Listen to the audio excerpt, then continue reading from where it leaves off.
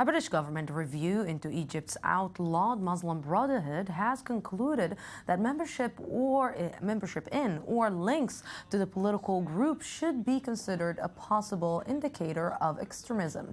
The long-delayed review had a goal of examining whether the group put British national security at risk. The Brotherhood denounced the findings as unacceptable and politically motivated.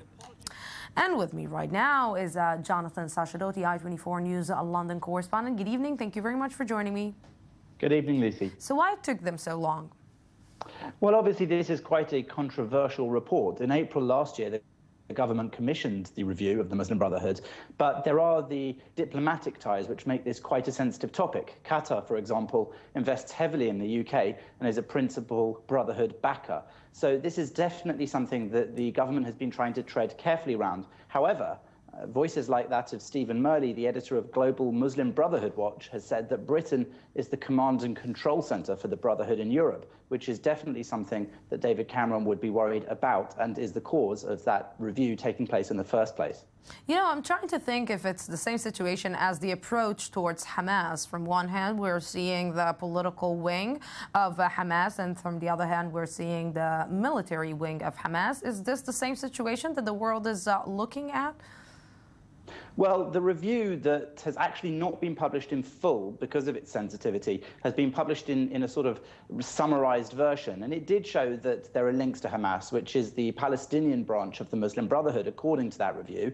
And the Muslim Brotherhood, it said, treats them as such. But it also found many other worrying aspects, that the Brotherhood conducted terrorist attacks against both British and Jewish interests, that it's the origin of an ideology which has inspired many terrorist organizations, including Al-Qaeda and its offshoots, that its leaders routinely use virulently anti-Semitic language, that it played an important role in establishing and then running of the Muslim Council of Britain, which the government has severed ties with after an office holder signed a public document which appeared to condone violence against any country supporting an arms blockade against Gaza. So really, it's a very problematic organization. The government has recognized that in carrying out this review.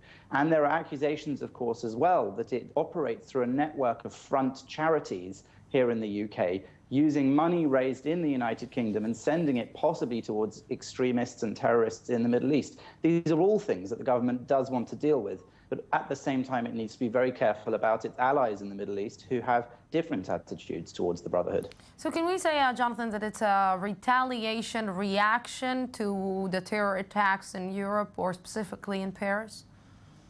Well, the review took place, in fact, some time ago, and it's been long hidden from publication. It's only finally been published now. So it isn't a reaction directly to what happened just recently in Paris, but it is, of course, a reaction to the growing threat of terror in the United Kingdom. The United Kingdom is still, and has been for some time, at the second highest possible level of security alert. The only higher level is possible when there is actually information about a known attack taking place. Instead, it's one step down from that, at a level which shows that they're on constant alert for possible attacks. And with those attacks taking place across Europe, in European countries, all over, Britain has so far more or less escaped any of the bigger attacks, but with the beheading of Lee Rigby, the British soldier in the streets, and other attacks like that, it's clear that these things could happen also here in the United Kingdom.